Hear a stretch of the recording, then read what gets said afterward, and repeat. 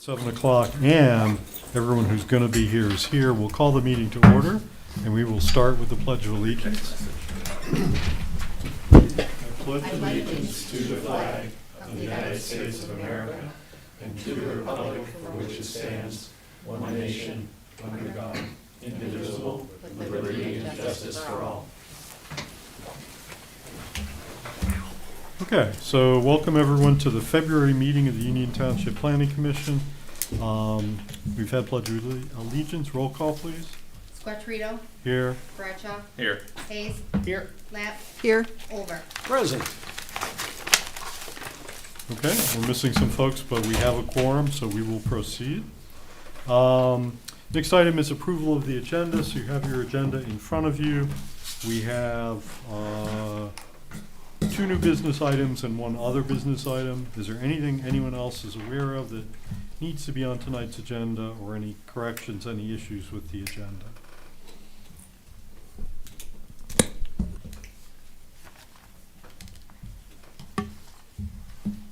Okay, if not, we can have a motion to approve the agenda. So moved. Second. So motion by Bradshaw, second by Lapp to approve the agenda as prepared. Any discussion? If not, all in favor, please say aye. Aye. Any opposed? Okay, agenda's approved. Next item is the minutes. We last met on January 20th. So you have the January 20th minutes, starting on page 4 of the packet. Are there any corrections to the January minutes?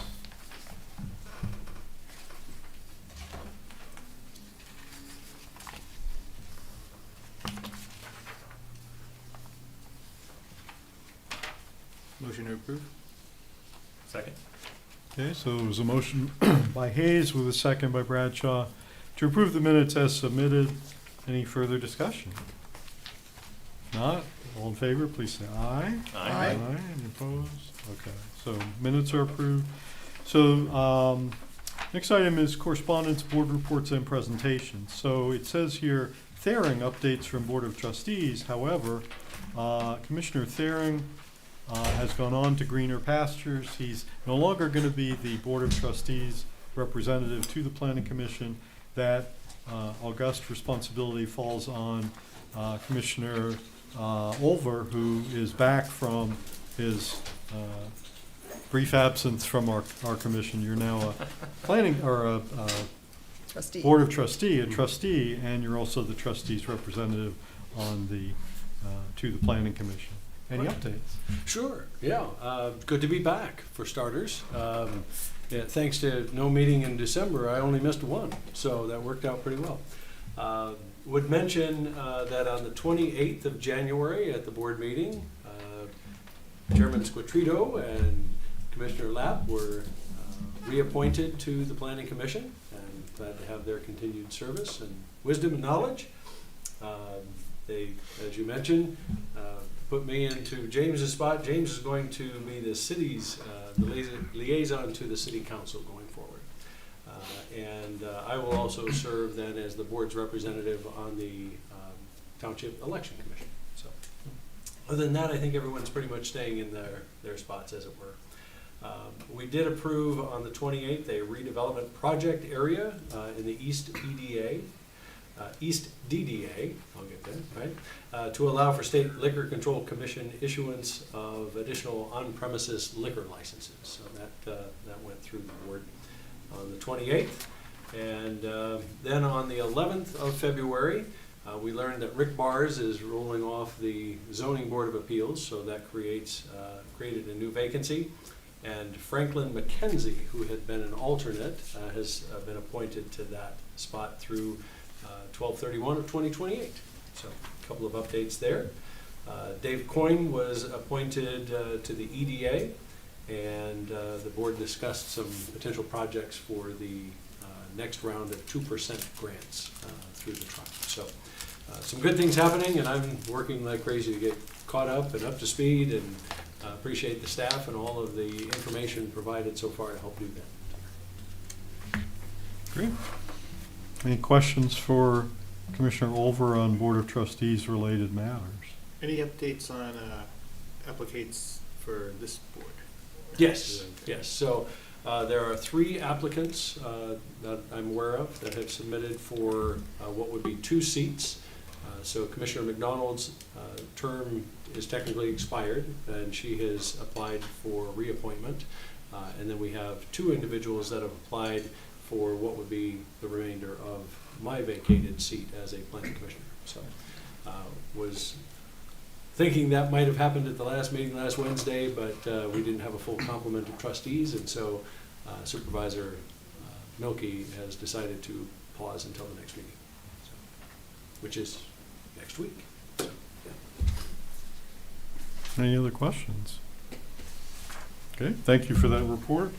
Commissioner McDonald's not here. I don't think ZBA has met in the last month, so According to the notes, our meeting was canceled last month. was it? Okay. So we'll assume no report there. Next item is Community and Economic Development Monthly Report. So you have in your packets the monthly report, which is everything that's going on virtually in the township.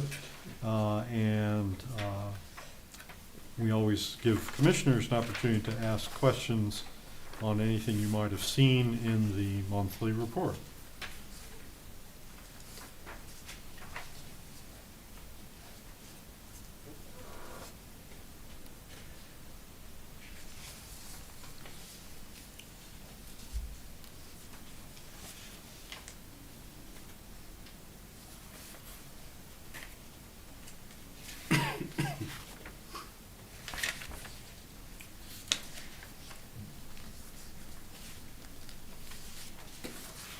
Any questions from commissioners? Okay, well, if you do have questions, you can forward them on to Rodney, but we'll go ahead and move on. Are there any other reports or correspondence that anyone is aware of that need to be brought up? Okay, hearing none, we'll move on to public comment. Now, we have a public hearing tonight. This is not that. This is public comment towards the front of the meeting, which is for people who want to address the Planning Commission on items which are not on tonight's agenda. So the public comment on the rezoning will be its own thing.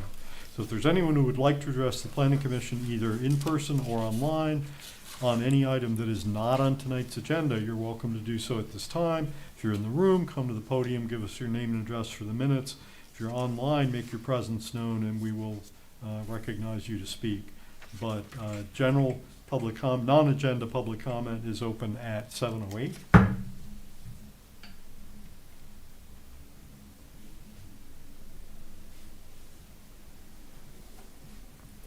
And we will assume folks are here for other purposes, so we'll go ahead and close that back up. There'll be a general public comment towards the end of the meeting, and then of course we'll have the public hearing. So we are ready to move on to new business. The first new business item is a rezone application, PREZ 26-01. Application to rezone the southerly 1.21 acres of a 2.3 acre lot at 4080 South Whitefield Road from agricultural to R2A low density 1 and 2 family residential. So we'll have introduction from Township staff, then we will hear from the applicant, then we will hold the public hearing, and then commissioners will deliberate and take action. All right. Well, thank you. You should have a copy of our report. Starts on page 32 of the packet. It's dated February 3rd. As I said, this is a rezoning. It's for property at right at Whitefield Road and Broomfield Road. That is partial. It's split zone right now. Back as noted in the report, back in 2018, the northern part of this property was rezoned to R2A from the agricultural district. But include a copy of the Planning Commission motion from that 2018 process in the report.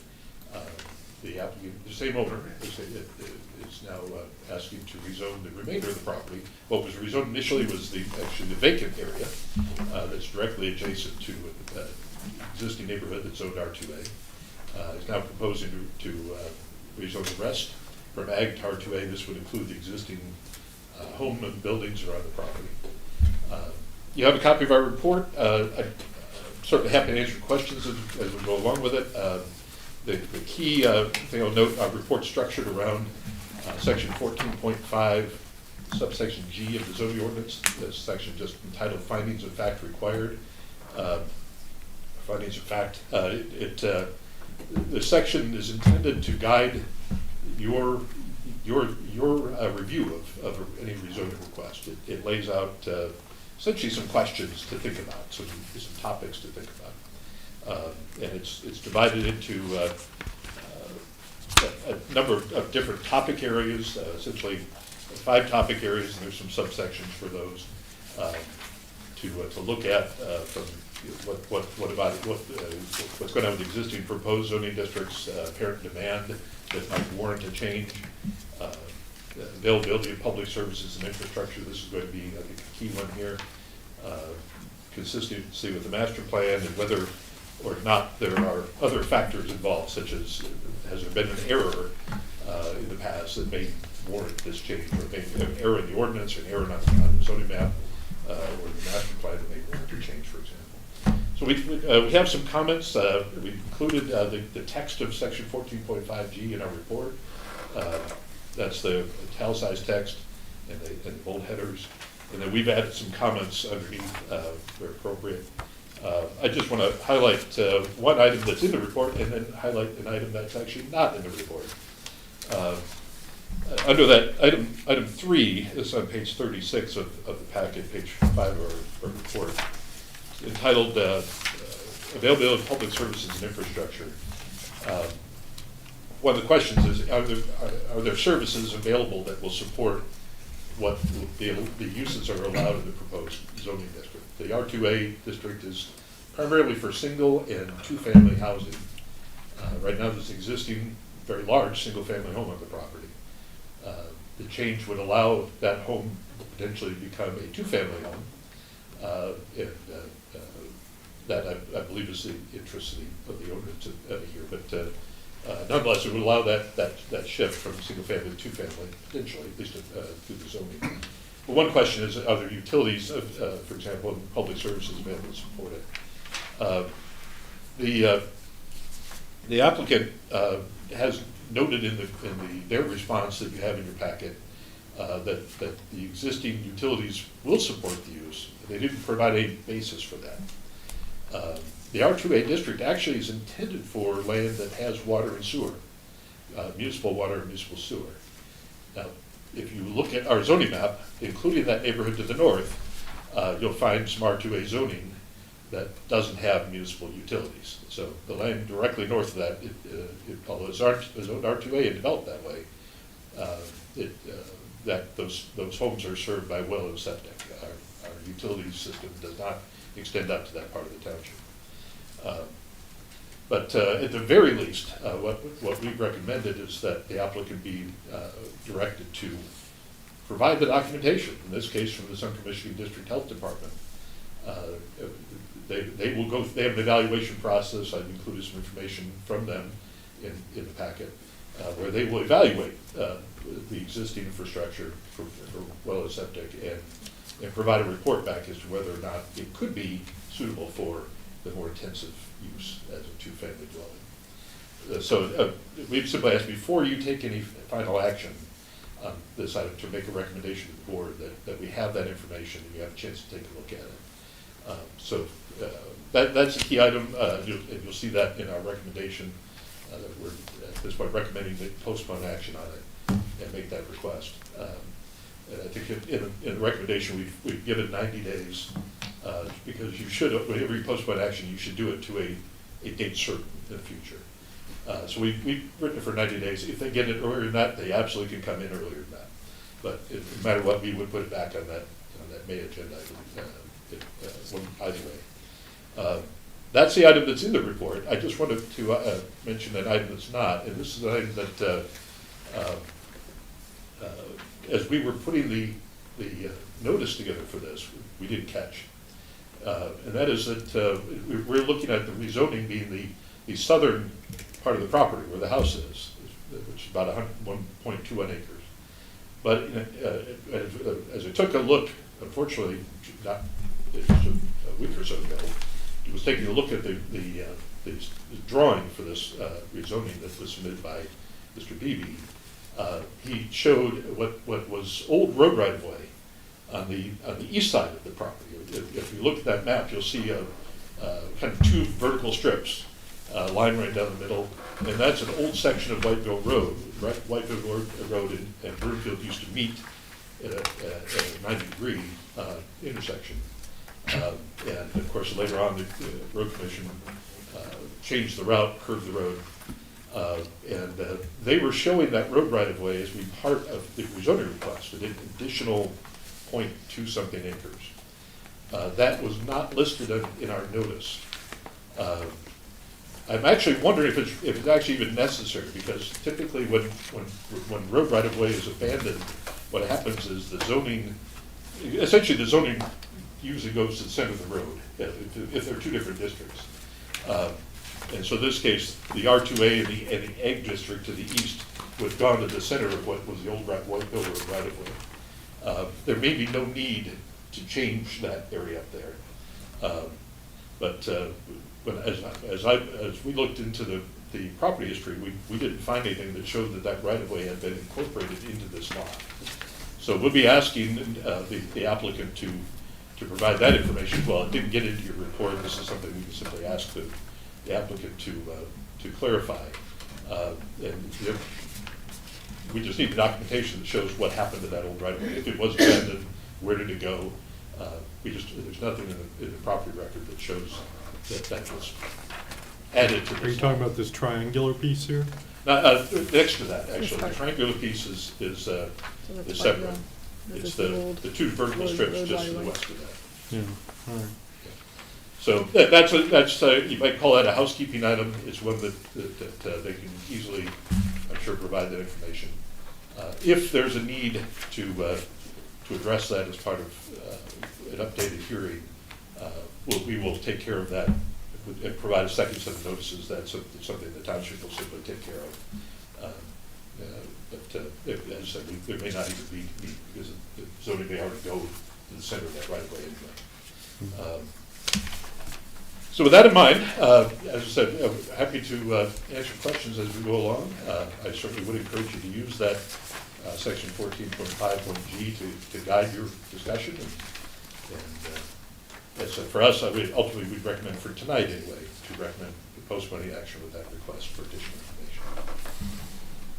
Okay, any immediate questions for Rodney? Ron, I got a question. You were just talking about that on the site proposed to you that included that 2-track going back. Would them rezoning that information, say they wanted to get that additional 2 acres parcel, would that open up to them for the development on that land? You know, versus if just what they were originally showing in the proposal. You mean as it's currently zoned, the split right now? Yeah, the split right now is ag, so we couldn't do any renting or anything like that, I'm assuming on it. I was wondering, you just brought up that the site that the plan they submitted to you didn't support what they showed on it. And I was wondering why that would be. Do you think it would be just an error, or could that lead to zoning that would allow them to do further development on it because they'd increase their lot of I see. rezoning? Well, if let's say, for example, the whole lot is zone R2A. If there's a land division available, they potentially could create a separate lot to build something on the other part. The land, acreage-wise, it would be sufficient. The question would really be is whether the Land Division Act, if there's any divisions available to that property under the Land Division Act, and that's a bit of a complicated question. We'd have to do the property history on that to find out. Okay, thank you. That's what clarity I was looking for. Thank you, I appreciate it. Anything else? I am a little concerned with the key findings and conclusions. The first one where you say the proposed rezoning to R2A is inconsistent with the master plan's future land use designation. Can you expand on that a bit? Yeah, as you can see on the page 33, page 2 of our report, we have just a blown up part of the future land use map. And you'll see there that the site is part of what the ordinance calls rural preservation. Right. And that area is not intended to be rezoned R2A. That is not intended to be residential. It's essentially intended to be agricultural. Okay. That's a classification that essentially it's an area of the township that you as a planning commission in 2018 when this was adopted determined that area should remain rural agricultural and not become something more. Okay. That doesn't mean you can't rezone the property. I mean, Right. it's not a zero-sum game. It just means you need to carefully consider the factors involved. And that's part of what that subsection G is talking about there. There may be reasons why rezoning is appropriate, even if the master plan says otherwise. But it should be carefully considered. Understood, thank you. I realize this is probably before your time, right? 2018? Were you here yet? No, I was not here. Okay. Peter was. What was the rationale initially? I mean, I see that zoning requests were made and approved, but I don't see any rationale for why that zoning request was originally made anyway, because now basically you're asking to change it. I guess I'm confused by the series of events that has led us to this and why these decisions were made the way they were. I mean, I understand that the property couldn't fully be, I guess I don't understand why they split the zoning to begin with, because they didn't do anything with the property. So what was the point of rezoning?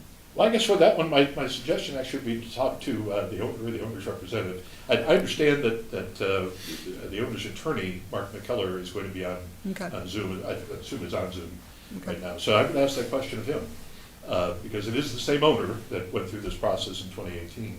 I did include, I hope you saw the highlight there, talking about the 2018 minutes. I included the motion, but actually that highlight was directly to the minutes of the meeting. There wasn't a lot in the minutes. Oh, okay. But you can kind of see in the motion itself, the reason they gave was that because of the adjacency of this site to the neighborhood to the north. The reasons are yours, and no matter what we'll do, the reasons are yours as to why you take any action. And I don't know all the reasons why the request was made, but Mr. McKellar may be able to help you with that. All right. Any other question? I mean, Rodney's not going anywhere, so any other pressing questions for Rodney? One more question related to the changing of the zoning and any future obligation from the township to then, I mean, can people living in what is it, does designate, is it R2. R2A? Yeah. R2A then petition to have services extended to them? I mean, is that a potential problem for the township? You know, that's an interesting question. I will say, first of all, the short answer is really no, because we do have a service area. We have services that go a certain distance and they don't go other places. Okay. But in terms of zoning, as was noted in the report, the purpose statement for the R2A district says this is a district that should only be for sites that have municipal water and municipal sewer. So on the zoning side, it certainly suggests that this area, including that adjacent neighborhood, ought to have those services. There are no plans, neither in the 2018 master plan nor in our utility plans, to extend water or sewer in that direction. Okay, thank you. Is it common, Rodney, for one parcel to have two different zoning designations? No, it's not common. We try to avoid it. Sometimes you can have large acreage where you might have the frontage zoned one way and the rest is zoned otherwise. The property just down the street here on the other side of Lincoln Road is that way, where the frontage is zoned for business or office, the back is residential. So it does happen, but we prefer to avoid it. This was done, as I said, 2018 it was requested. For whatever reason, the boundary line is an interesting one. Yeah. But that was how it was requested and ultimately how it was approved. Okay. Thank you. Ronnie, on the recommendation you had in regard to their services, currently there's only one set of, I don't know why I can't think of it now. The big tank that goes in the ground that holds your waste. Septic. Septic, right? And you would recommend it, that unit be split? So as I said, we understand it, the interest is in converting this building, which is a very large single-family home, into basically into a duplex, a two-unit building. The rules for well and septic are not set by the township, they're set by the Central Michigan District Health Department. I've worked with health departments around the state. Some health departments require a separate well and septic for each unit in a two-unit building. Our health department does not have that rule. They will, the rules are silent on the well, but on septic, it is possible for a two-unit building to use the same septic system. But it has to meet certain criteria, certain requirements. And that's where that evaluation comes in. It is certainly better to have two separate systems. These are two units. They may have very different usage and very different maintenance needs as a result of that usage. But ultimately, it's the health department's rules that would apply.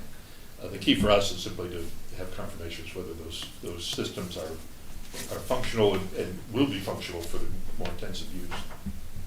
You haven't received that yet from them? No, you have what I have. I sent them an email, I just asked, and you actually don't have it. They sent me the whole history of this property, which I did not include. It's about 25 pages of well records and various things. But you have the core, which essentially that they would want to do an evaluation. Excuse me if I missed this, but with the recommendation, it's saying postpone until May, so that's 3 months. Is that the projection of how long it would take the health department and that process to unfold? Or? No. I did not ask anything about the time on that. 90 days was simply a number to put out there. As I said, if they get it done sooner, we'll actually put it on an earlier agenda. Okay. It's just that no matter what, it will appear on your May agenda. I see. Okay. Anything else? All right, thank you. So now, I was told we have the applicant's representative online. So we want to give the applicant an opportunity to address the planning commission before we have the public hearing. He just raised his hand. Okay, so we want to, I don't know if if he unmutes himself or how that works. I've asked him to unmute. Slightly.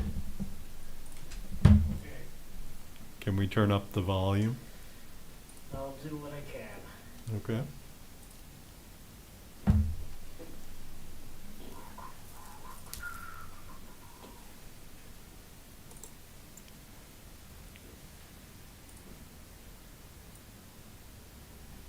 Try.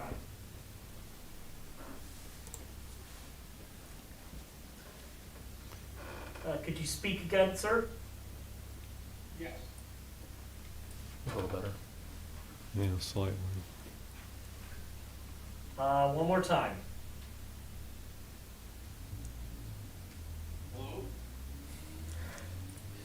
It's not like it's coming from behind the air wall.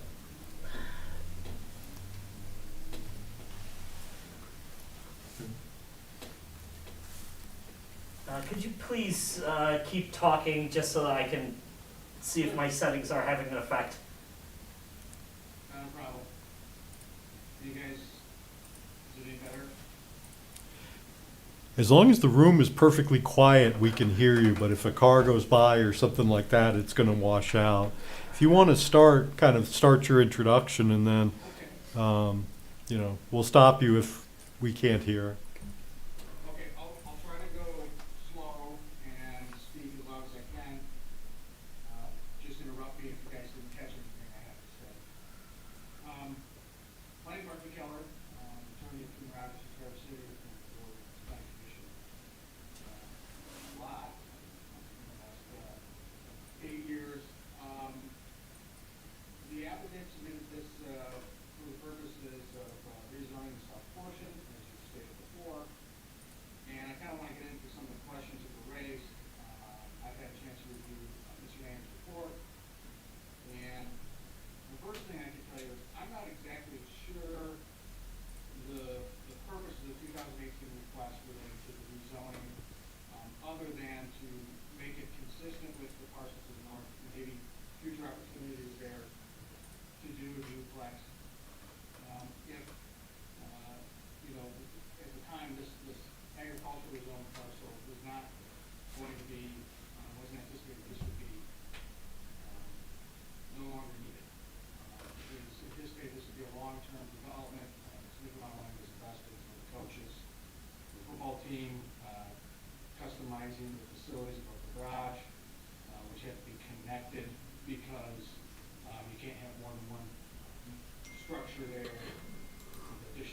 space.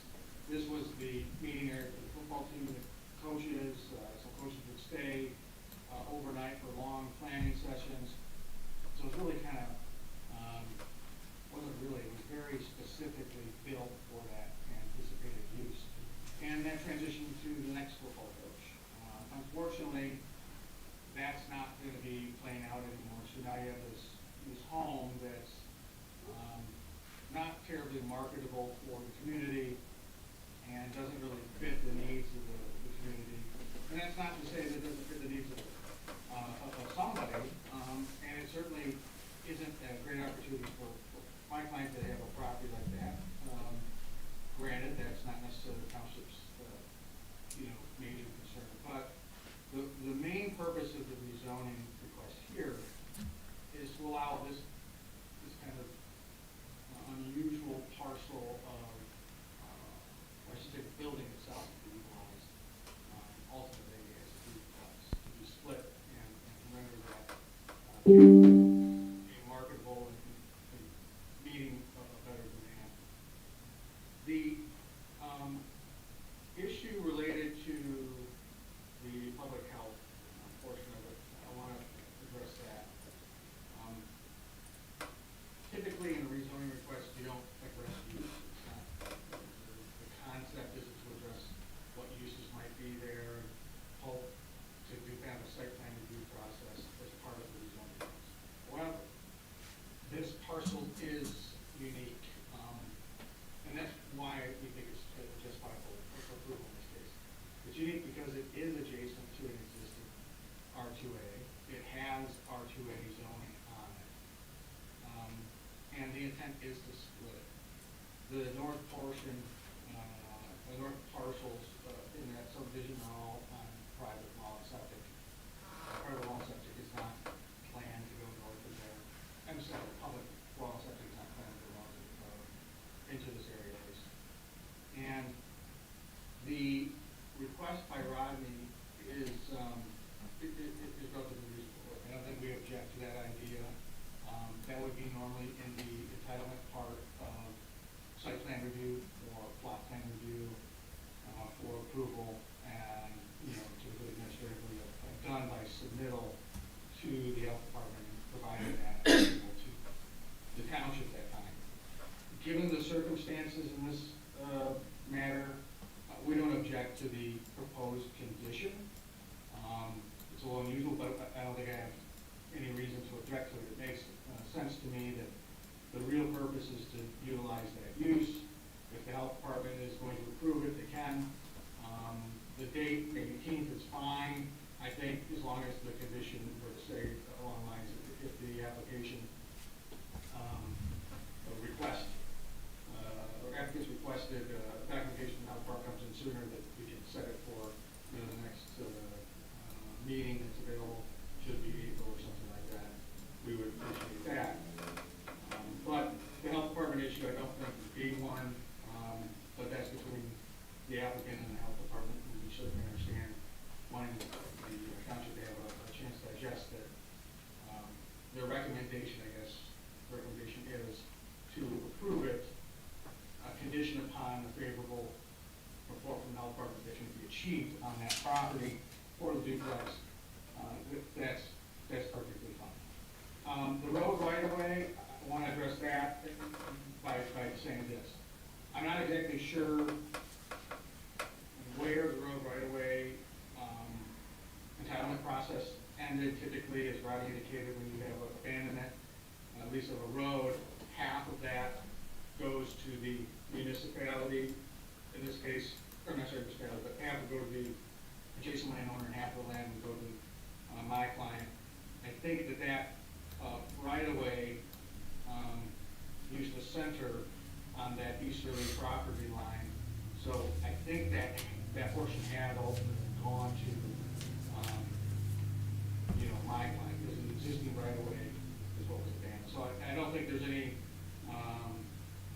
issue there, but we can have our surveyors confirm that. It certainly isn't a cloak and dagger approach to garner additional land after the fact to achieve some type of split with additional lands that we weren't acknowledging were part of the property.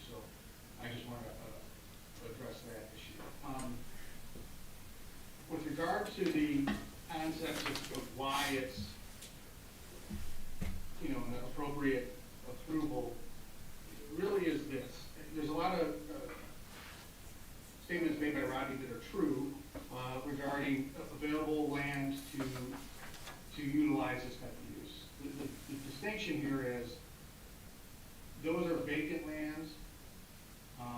This has already got a building on it. It's a building that, for various reasons, is extremely difficult to market, if not really impossible to market.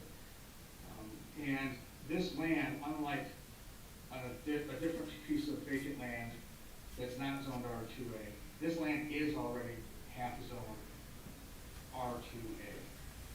And I think what also is important to recognize is this isn't 10 acres, 20 acres, that is a large scale or scalable development that is trying to attach itself to this development. This is a very small parcel. If it had a division, I don't know if it does, if you even had one, you're talking maybe one. But the point being, this isn't a big overreach. This is already partially zoned. It is already has a building on it that is, for reasons stated, difficult to split. And again, we're not asking for 10 or 20 acres to develop another neighborhood here. That would be a different concept altogether. So I do agree that these statements by Rodney and these conditions on 14.5G are true. I don't question them. I would just say that the circumstances on the property that are unique are the fact that it is existing, that it is half zoned, and that the relationship to the neighboring parcel and the community to understand is that it's not a large scale development. If it didn't have the zoning on the north side of it, it was a much larger vacant parcel, I would tend to agree with concerns that we're really going out of our way here to push the boundaries of the map, to go out of our way to accommodate the use that's really not intended to be expanded. I think that it's important for properties like this to have some definition, and we have an opportunity, and the community has an opportunity to allow this parcel to be utilized in a better way, and it stands on its own. I don't think it's going to set precedent. It's unique in several attributes that would justify the rezoning. So with that, I would just say, if you guys have any questions about the application or the conditions, I believe there's sufficient condition approval based on the 14G provisions, and that we would not object to the request to condition the approval, final approval. I guess it would just have to be a recommendation to approve it, subject to the report from that department that the duplex style private well and sewer septic system can be and will be permitted, and then to set it for final recommendation then to the township board at that point. So with that, I will stop. If you guys have questions, please let me know. I'm happy to try to address them. Okay, thank you very much. And we were able to hear you pretty well. They got the volume up while you were talking. I know we had questions with Rodney. I'm looking at my agenda. The agenda says introductions and then public hearing and then commission questions and discussion. So I guess I want to, the ghost of Commissioner Buckley is whispering in my ear telling me to follow the agenda and run the meeting properly. So I'm going to try to do that. So let's move to the public hearing and then we'll cycle back, because I believe there probably will be questions that we'll want to ask, not just the applicant's representative, but possibly also township staff. So this is a rezoning request. Those are always accompanied by a public hearing. The announcement was published in the Morning Sun.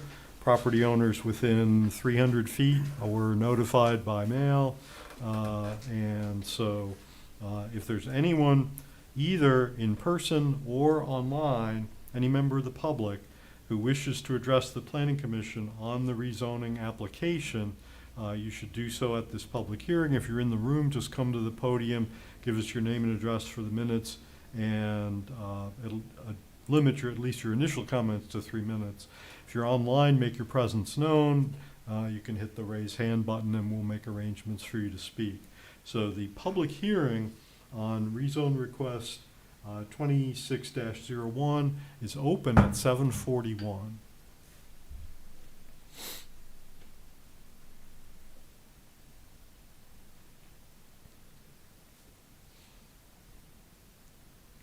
Did we receive any written communications?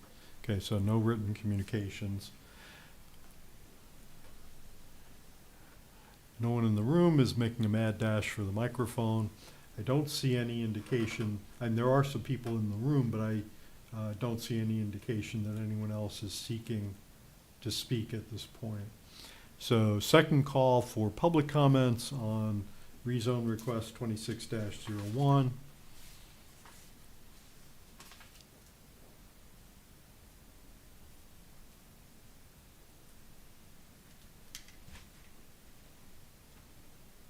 And third and final call, any public comments?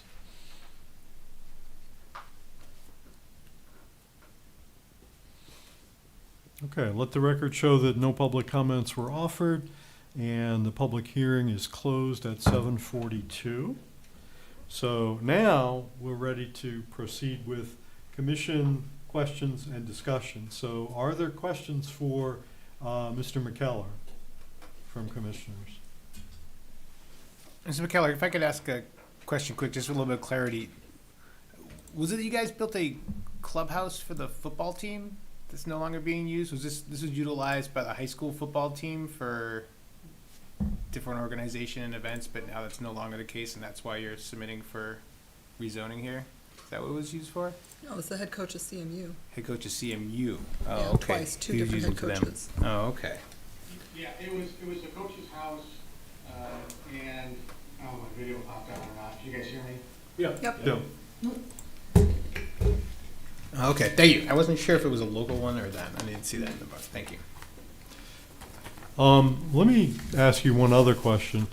Can you talk a little bit more about what efforts have been made to market and sell the property as is? I mean, the adjacent neighborhood is what I would describe as kind of an upscale neighborhood. There's some good-sized homes in there. I realize that this particular property is unique in this community, but on the other hand, there is a demand for larger homes. Just talk a little bit about how far have you gone down that road to the point where you're convinced that this is your only option? Well, to be completely honest, I don't know that there has been an effort, just given conversations with,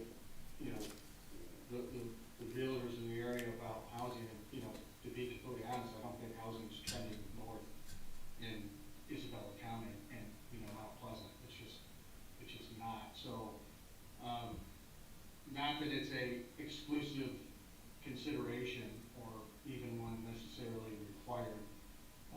I don't think that it's even been approached just simply because it's just not a viable option given its unique, very unique design. So I think it kind of got nipped in the bud in initial conversations with, real estate folks that, this is pretty much going to be a very difficult process to do it. So it's not one of those things that I think warranted, well, let's list it and see what happens for the next year, or what. I think it's, let's just do the right thing. Let's change this parcel, this property. It's going to require significant, it's just going to require significant changes likely for anyone that would want that. So it's not just an expensive house, it's an expensive house with a lot of changes that would have to be made to make it a home that isn't for a football coach, where he can have his staff and his team there prepping, reviewing, analyzing. So that's about all I can say on that matter. Okay, thank you. Other questions for the applicant's representative from commissioners. Mr. McKellar, is there any agriculture happening on that part of the parcel at this point? No, not that I'm aware of. Thank you. I don't think there has been since it's been developed. Mr. McKellar, when the initial development was done, I mean, I assume that the property owners were well aware that at some point, if there came to reselling, this would be a hard parcel to move and be a hard place to move based on its very unique development and structure. I mean, I think there's an understanding, right, going in that if any type of redevelopment was going to take, it would come to a zoning change. And I guess I was wondering, like, is that something that you believe we should be looking at changing our zoning laws based off of a decision you guys made, building a property that was going to be known to be very hard to then turn over once that agreement ended? Well, I would say this, that two things. One is, its marketability isn't a dispositive factor. If you took that off of the table, I still think that there's viable conditional approval available here. There's reasons to do it anyway. What I would also note is, let's be realistic about the circumstances. The family that built this for the coaches did it for the benefit of the college. I don't know that very many people would have spent the time and energy to do this to accommodate the football team's desire and the school's desire to do this. It was for more or less the community. This wasn't for the greater good of, Missouri. This was for the community. They put significant resources and effort into this to provide a place that was attractive, who could attract the coaches. And I think they expected and had an understanding that the size and modern build of it was actually going to continue for a much longer period of time than it did. But they, this isn't your traditional, marketable project where you're trying to get a specific ROI. It just was being done primarily for the benefit of the school. The additional portion of it is a difficult thing to market. It wasn't intended, I can tell you certainly, it was not intended to be as soon of a departure from its very specific use. It was expected to be much longer term process. I could see, the initial, concern there. I think that's why we're here today. Is that it's uniquely different than a traditional, ROI analysis. Sure. I mean, it's very unique. I mean, there's not a lot of businesses or people who would have the financial wherewithal to be able to build something like this.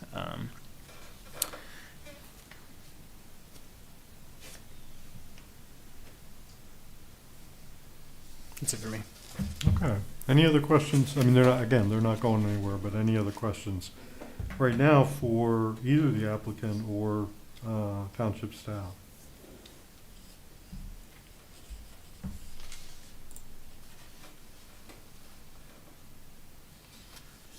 Okay, then I'm going to suggest we move on to commission deliberation and action. We've been asking questions, we've been having some discussion, but it's in front of us. The necessary action is either some sort of recommendation to the Board of Trustees or postponement. And so we need to discuss, deliberate, and take some action. It's on the floor for discussion.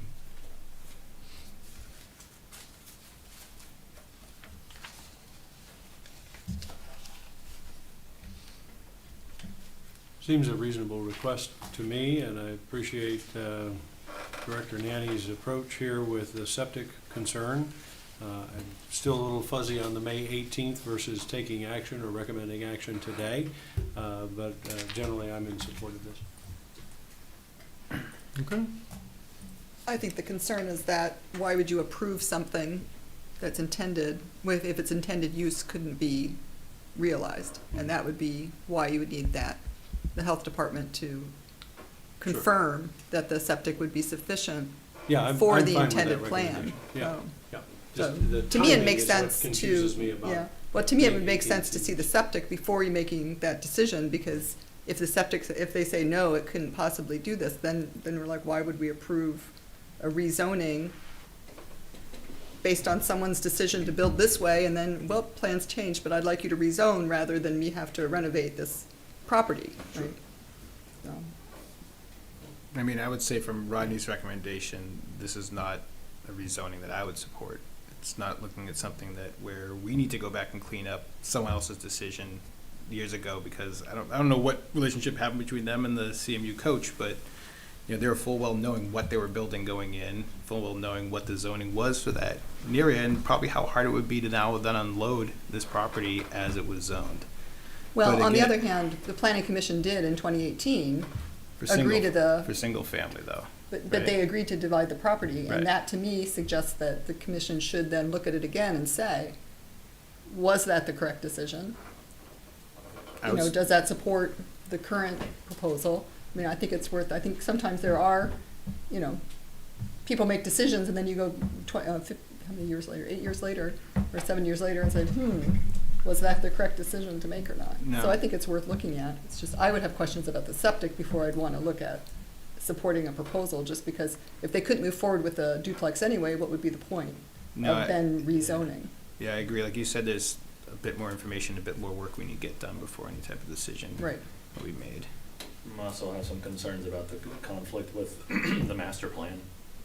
But it's already a conflict. I guess I'm on the Yeah. fence on this one. That's part of the reason why I'd wanna see the septic report, because Yeah. I definitely agree, wanna s- I agree definitely, there's I issues agree with the with what you're master plan, saying. but that's Yeah. already a done deal, right? We already have a split, so Right. do you then increase that split just because it would make sense for that particular parcel? Or do you say no because it doesn't comply with the master plan? And So- I think this kind of hinges on the septic report, because, as you said earlier, if we make the decision now and the septic report comes back and they say, well, sorry, we can't do that, Right. then where are we? Is there a scenario where the entire parcel would be made ag instead of the R2A? I mean, I don't think they're gonna promote that. I'm just curious if one of the things we're trying to resolve is a split parcel with two different zoning designations, which creates confusion and lack of clarity. Is that something that the township would pursue to align with the master plan? So the township can rezone the property. It would be a separate public hearing. This was not part of, rezoning the northern part back to ag was not part of what was notified to the neighbors and hearing notice. Yeah. So we would have to start that separately as Right. a process. Just as you did, if you recall, the property on the road where we had a similar issue with property that was not zoned for what For first chickens, was, and yeah. ultimately you decided to rezone it. Yeah. Going from industrial to the R1, but, so it is possible. You certainly can do that. It would typically be initiated by the planning commission, just as you did in that other case. And then we would send the notices out, we notify the owners and the neighbors, and proceed. But that's separate from this. What I will say is one thing, Mr. McKellar, I appreciate his suggestion for a conditional action on your part, but and I know you're used to often having conditional actions where you approve something subject to, but those are site plan or special use permit actions where conditions can be included. The only option for a conditional rezoning is a separate application. There's a provision in the State Zoning Act, just called conditional rezoning, and that's where the developer proposes to rezone something, but freely offers a condition essentially limiting themselves. So they might say, well, we want you to rezone this property multiple family residential, but we're only going to build duplexes. And so they propose the condition, and you decide whether to accept it. Ultimately, the board decides whether to accept it. But you can't change it. That's a very specific process in the State Act. Rezoning normally, there's not any conditions. You certainly can recommend however you wish, but the recommendation should be clear, either yes or no. Yes, we recommend to approve the rezoning, or no, we recommend against it, and here's why. So it's really not conditions, it's here are the reasons why this action is the appropriate one that we recommend. And that's why we, for today, rather than pushing this forward to the board, recommend simply postpone action. Mr. McKellar asked essentially if this could come back earlier than 90 days, and as I said earlier, absolutely. If they provide information earlier, it will be on your next agenda. The only reason for the 90 days is so that even if they don't provide anything, at the 90 days, it'll be on your agenda so you can get an update. Where are things? And it maybe you get an update that says we need another 30 days. That's fine, but it will, no matter what, it would be coming back in May. You can set it wherever you wish. If you'd like to have it shorter than that, that's completely fine. We just want to make sure they had time to respond. But if it's sooner, they will absolutely be on that agenda. I think those were the key items that I want to make sure we're covered. Mr. McKellar had his hand up. Yeah, Mr. McKellar. You can, I just wanted to make a clarification. I might have been inartful in saying I wasn't recommending a conditional rezoning. I was recommending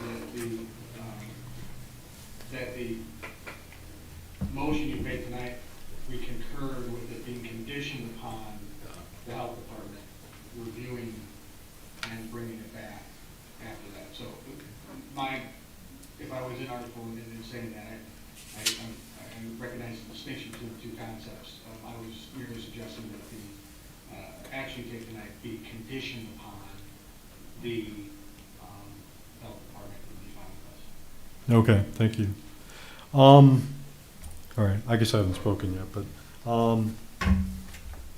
so, well, first of all, when in every township survey that has been administered since I've been around, I've always said that I think that the township should preserve its rural character, so I definitely favor that.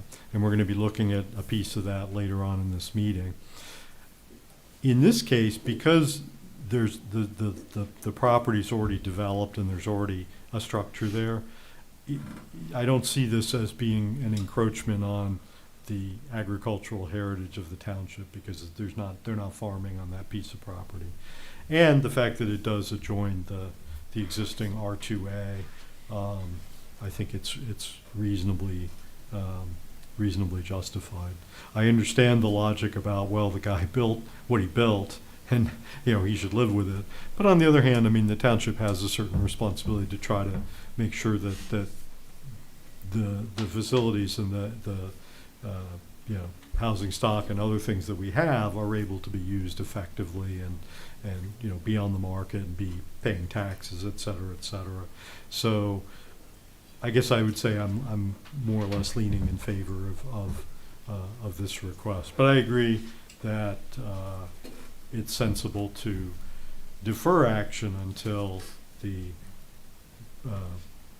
that report is in, so we can make sure that it can be used the way that they want to use it. So, any further discussion? If not, we can have a motion at any time.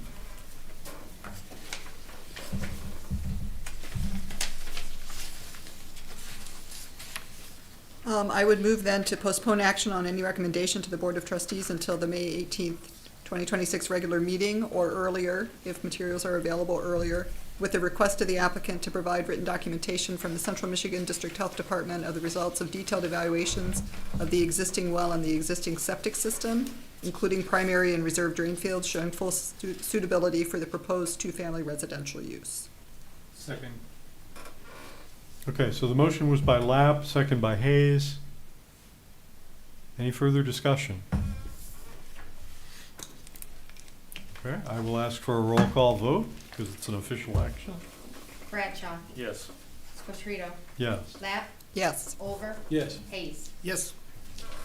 Okay, motion carried, thank you.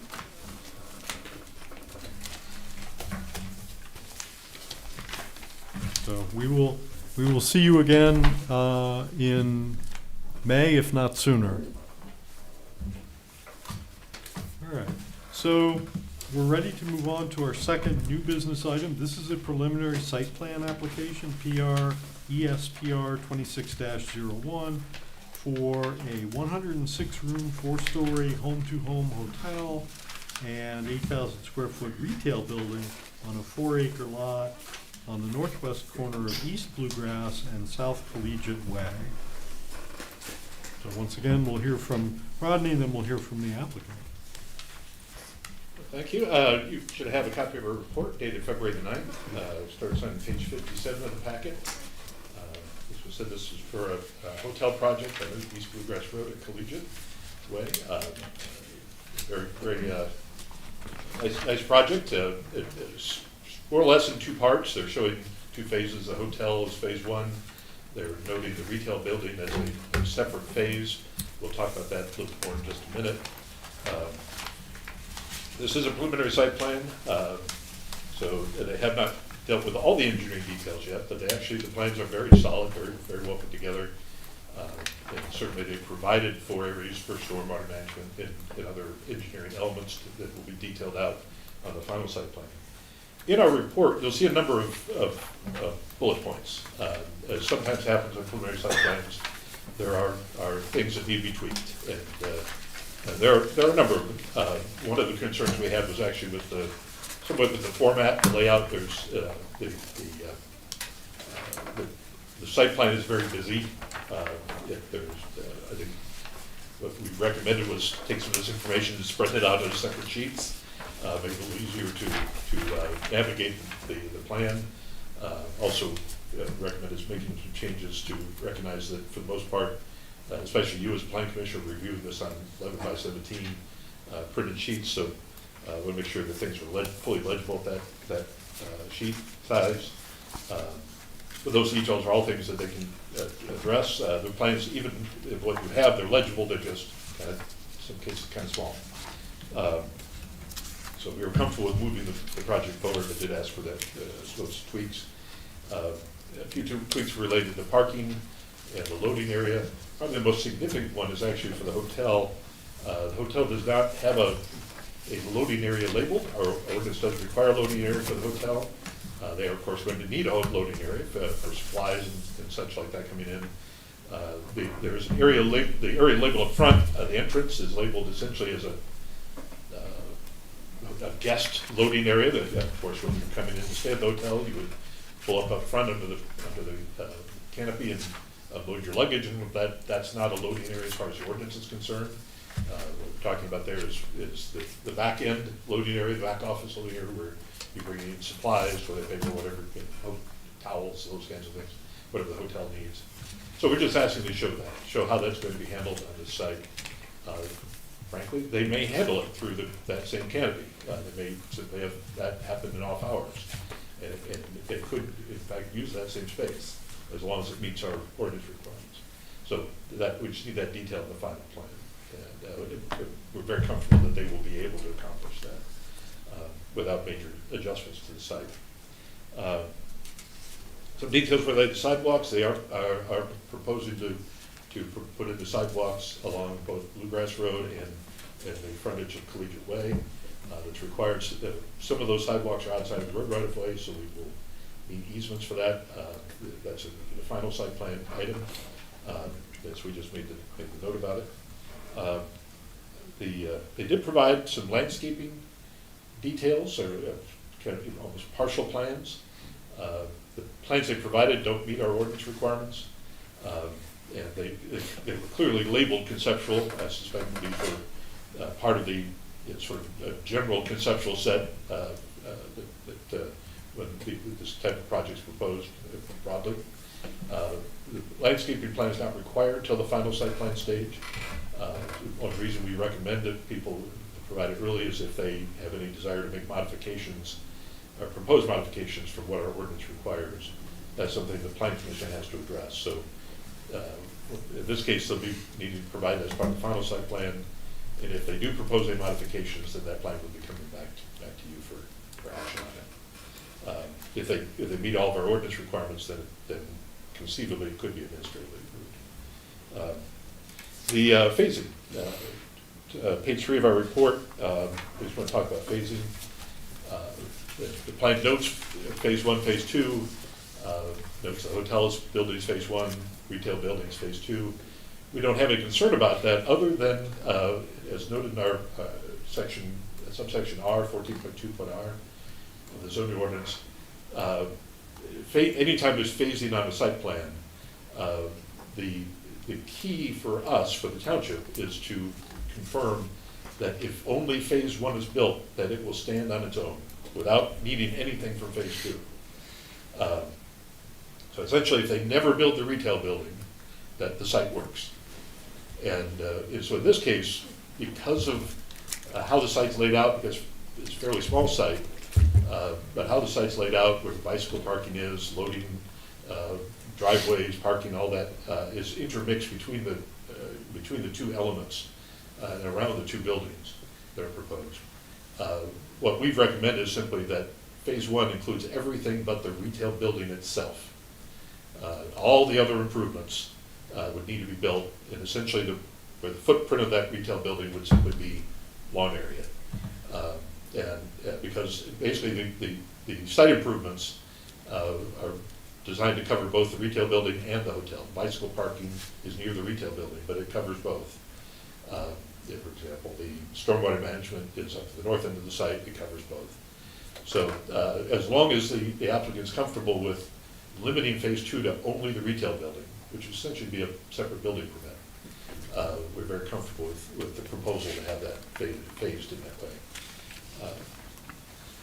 So with that in mind, we're very happy to recommend the project to you, subject to a few conditions. The report noted 2 items. What we did in the motions that you have is we kind of detailed that out a little bit more. So you'll see in the proposed motions, you'll see what motion there, group with conditions. It has 4 items on it. And the reason why we kind of detailed it out is again, to set this up for potentially being administrative approval of the final site plan. We always try to help the applicant be able to do that if they're able to. And so by drafting the conditions the way we did, these are things that the zoning administrator can simply verify happened.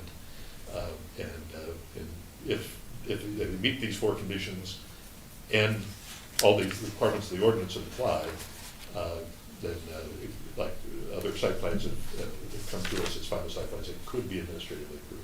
If not, it would simply come back to the planning commission for your action. Okay. Are there any questions for Rodney while he's up there? Okay, if not, we'll go ahead and hear from the applicant. Please come to the podium, give us your name and address for the minutes, and tell us everything you'd like to tell us.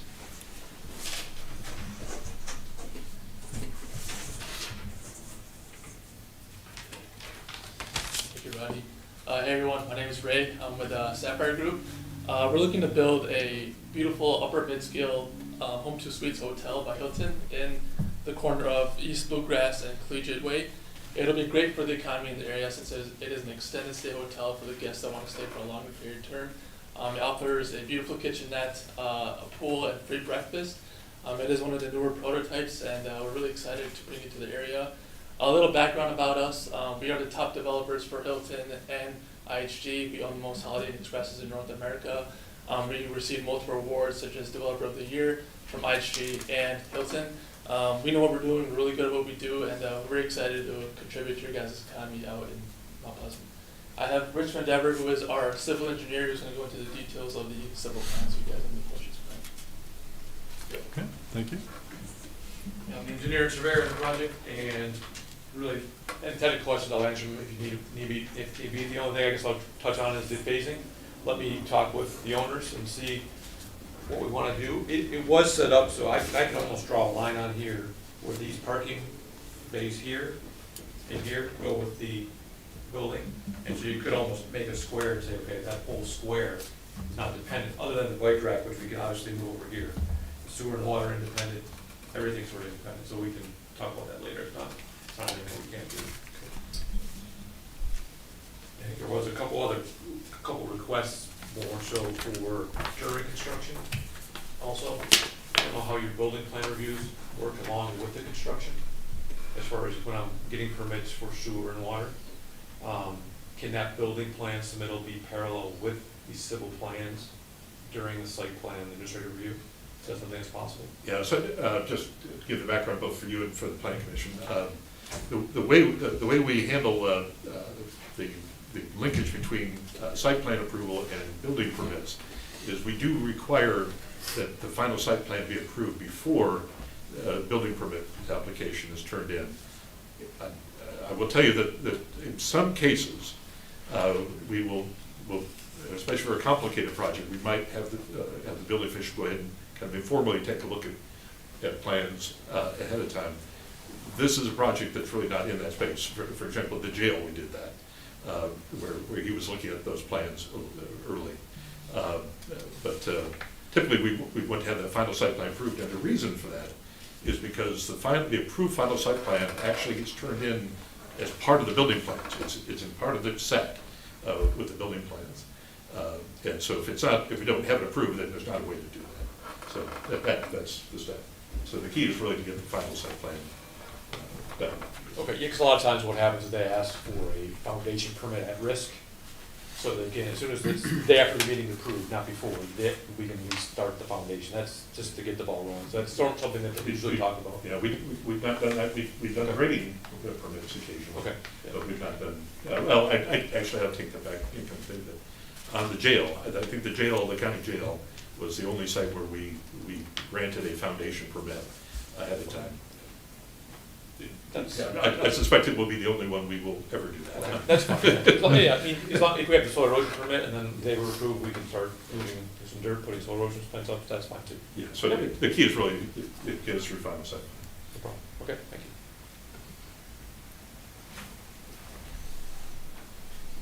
you. Okay, so it's kind of in front of us. We have opportunity for questions and discussion, and followed by deliberation and action. I got a question. If I could ask a question of the, Right. to their Ray. Ray, can you tell me a little bit more about just what, like, the primary user of Home 2's suites are? Are these temporary people that are in town, you Yeah, know, and staying so- for a month at a time, 2 months at a time? I'm asking this because we have a huge housing crunch in central Michigan and throughout the area. So I'm encouraged to see more development come in that people can use and afford and can help the people here that are needing like long-term residency, as well as what it seems like, expect yours is, which is more like a long extended hotel stay. Can you give me a little more clarity Yeah, on that? so with Home 2, it's an extended stay hotel. Some travelers stay a few days, few weeks, or even months at a time. For those who have worked in the area, or since CMU is right on the area, it can be geared towards like families who are coming to stay with their children, or visitors coming to stay. So honestly, it's geared toward anyone. For I would say around a month or so, month or two maybe. But that's something I can follow up with my ownership group and give you a valid answer on that. Do you know what the average like cost is? To build, No, for occupancy. You know, to stay in. that's something I would have Okay. discuss with our sales team. Nice. Yeah. Thanks. Appreciate it. I can speak to one example, since Yeah. my son just did this. He had a internship for 10 weeks in near Chicago, and they put him up in a Home 2 suites for 10 weeks, something like that. So that's one example. Yeah, my wife does similar stuff whenever she heads out to Chicago. They have a whole giant Home 2 suites out there in the suburbs. So yeah. Thank you. It's very nice. Okay, but even though you work for the company, you have no idea what a week or a month or even a night in one of these places would ballpark cost? Well, I have the ownership group online right now. Maybe they can shed some light on that. So, yeah, we can I will note, this is kind of early in the process for them to have made those determinations. I was gonna say, would they be looking at the Yeah, I think market that's- and it also everything? depends on the area. Yeah, I suspect, Yeah. I suspect that answer is, we're working on that. Yeah. Yeah, it just varies on the area. Rates in Chicago would differ from a rate. Right. Sure. Right. Absolutely, yeah. Yeah, it would just vary on the area. After doing market analysis. Home football weekend, not home football weekend. Exactly. Yeah. Oh, yeah, Like that- 9 Yeah. a.m. person. Yeah. yeah, Yeah. yeah, I know. But again, Okay. pricing is structured by flexible rates for people that are going to be in temporary housing. You know, because I can imagine if someone's staying there for a month, it would be detrimental to them to like learn that then, oh geez, I'm out here for 4 weeks, but 2 of them are football games, so now my rate goes up by $600 a week or a night, you know? That's something I can find out for you. Yeah, Team. I'm thanks, not- appreciate it. Yeah. Chair, you have 2 raised hands. I'll do Okay. it. I guess unmute and try to speak up. Yeah. Let's hear it. Sure, gentlemen. Ladies and gentlemen, this is Shiraz Malik. I think Assad Malik, the owner's also raised his hand and wanted to get unmuted. We can't unmute ourselves until the host allows us to unmute ourselves. Okay. Well, we can hear you just fine, so thank you. All right, perfect. So until Assad gets unmuted, I'll just take it. Just wanted to give you a little bit of an update on the Home 2. You guys already had the discussion, pretty much answers the majority of the questions. But yeah, the overheads, the single night stays depends on a lot of factors. It's an upper mid-scale extended stay brand. It is a Hilton brand, so it's not going to be the cheapest option in the market, but it does attract a lot of groups, corporate and tourism. So what we've been seeing now is a lot of traffic for these extended stay hotels. And yeah, being where it is, with the amount of traffic coming in, football games, conferences, whatever, that actually factors in a lot to what we're pricing it. I think Assad's unmuted so he can pitch in too. Thank you for having us. As Shiraz said, it's a mid-scale extended stay product with Hilton. We would be actually kind of replacing the Hampton Inn. The Hampton Inn would be losing its flag, and the Home 2 would be kind of taking over at that level. So it would take not only extended stay, but take some regular guests that stay just for a few days also. But the rates tend to be about the same as your Holiday Inn Expresses, your Holiday Inn and Hampton Inn hotels and Fairfield Inn. So that's pretty much the same rate category. So you'll see that rate as it relates to football games. If price goes up or down. Normally extended stay, they'll get a fixed rate for if they're staying for 2 weeks of whatever that going rate is in the market. It would be that they wouldn't jump up too high for a football game if the rooms are filled. Okay. And then for this facility, based on its size, approximately how many employees once it's fully up and running? Just the hotel piece, not the retail. Yeah, so you get, we estimate about 30 employees for this facility. Did you say about 30? Yeah, about 30. Okay.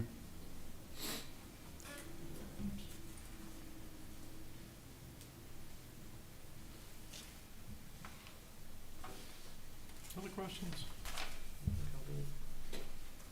I mean, it looks really nice.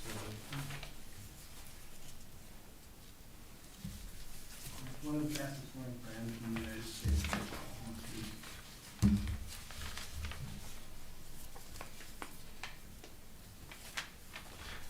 Is the photograph in the room a good representation of what our building would look like? Yep, that's exactly how it would.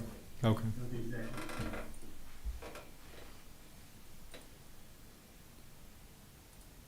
Rodney, how does the township, from an economic development standpoint, typically address, this is a large hotel coming in terms of capacity, in terms of interactions with CBB, local chamber of commerce, what happens within that circle? Well, certainly we've been having conversations for some time with folks about developing another hotel in the community. The Convention and Visitors Bureau is active in promoting events and seeking to attract tournaments to the area, and they've been very successful at it. Mount Pleasant area is an excellent site for major sports tournaments and other esports and other tournaments. We have the facilities, especially with the assistance of CMU, but we also have the location where we're convenient for folks from all over Michigan, Ohio, and Indiana. Even it's not that far of a drive, just far enough really to make it a fun drive to come up.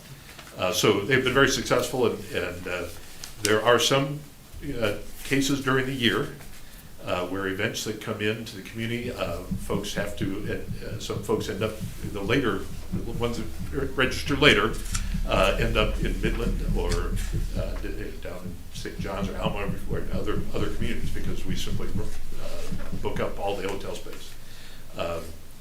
But even on other events, this kind of a facility, this is a niche that we don't have a lot in this area of extended stay, and it's one that was very popular, as was said. So this is a great addition. We've like I said, been talking to people, talking to these folks and others about additional hotel space in the community for quite some time. So we're glad to see this one coming in. Good. Thank you. Our new development over at Mid-Michigan comes to mind too.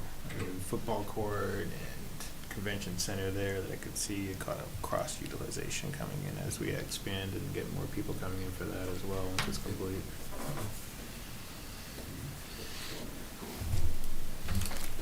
And you are aware of the new restaurants coming in across the street? We've got a new Valvoline. There's a lot of development happening right in there, a lot of activity. This is across from the Los Amigos, right? Yeah. That's Collegiate Way right there? Right, exactly. Yep, right. It's basically across Collegiate Way from Hunter's Ale House, from that shopping center. Is the second phase retail space, are you thinking on restaurants, or what do you think, or have you not thought that far ahead yet on what kind of businesses? The owner would know more Okay. information about that, but I would assume so. Okay.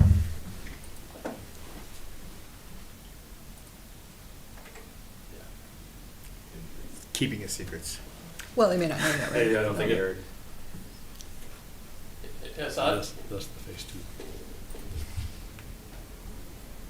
Is he muted? No, he's not muted. Oh, we can hear you. Sorry, are you talking about the retail space? Yes.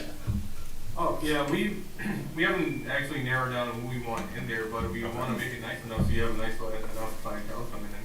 Yeah, that's about the goal we have right now. Cool. Awesome. Thank you. Do you have a, like, hotel gets built during such and such a time frame? How far out would be phase two from that? Our intention is to try to do it simultaneously. If we start the hotel, maybe even have the retail maybe start within 3 to 4 months afterwards, and then hopefully we would have that building done while the hotel is completed as well. That's our intention. Okay. Cool. Rodney, no concerns with traffic flow or anything off of Bluegrass? I thought they've done an excellent job in terms of how they laid the site out. Yes. And with Collegiate Way, this is a corner lot, and so with Collegiate Way there, that provides for multiple ways in and out of that area. So it actually is a very good location for this type of development. Isn't there there's a building on that corner, right across the street from Hunter's Ale House? Isn't there like a doctor's office? No, not in this corner, no. There's probably it's currently vacant. Because there's a Hunter's Ale House owns that strip center. There's Los Amigos, that one restaurant that's across the street, sort of catty corner. Los Amigos is across the street, and Okay. then the proposed area for the Mount Pleasant tiny homes would be adjacent. That's to the north of. Yeah, I thought that was north of And this. there is an office building up there, but that's off of Isabella Road. Okay, I'm thinking the wrong. Okay, all right. The road commission has seen the concept also, so they are aware of this, so we have any major issues with that, so Hmm. we'll be obviously submitting detailed stuff to them as well, as far as the house standpoint. Okay, any other questions or comments? Okay, if not, we could have a motion.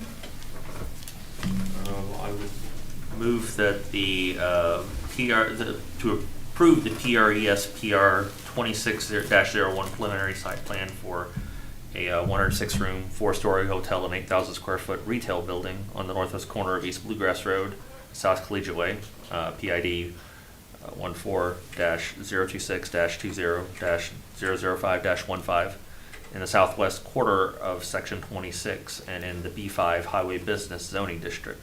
Finding that the site plan dated January 6, 2026 can comply with applicable zoning ordinance requirements for preliminary site plan approval, including sections 14.2.p, required site plan information, and 14.2.s, standards for site plan approval, subject to the following conditions.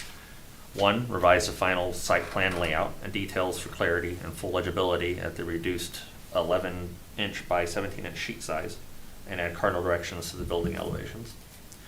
2, resolve the bicycle parking and loading area details on the final site plan per zoning ordinance standards. 3, confirm on the final plan that all site improvements for the overall site will be developed in Phase 1, with Phase 2 limited to the retail building construction. And number 4, submit copies of the as-recorded East Bluegrass Road and Collegiate Way sidewalk easements and stormwater management maintenance plan to the zoning administrator prior to issuance of a building permit. I'll support. Okay, so the motion was made by Bradshaw, was seconded by Lapp to recommend, to approve the preliminary site plan with the stated conditions. Any further discussion? If not, roll call, please. Hayes. Aye. Lapp. Yes. Olver. Yes. Bradshaw. Yes. Quatrito. Yes.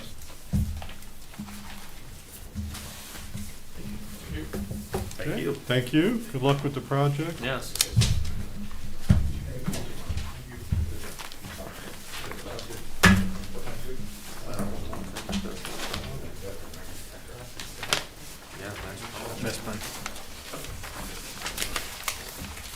Okay, so we will move on to 9, other business. We have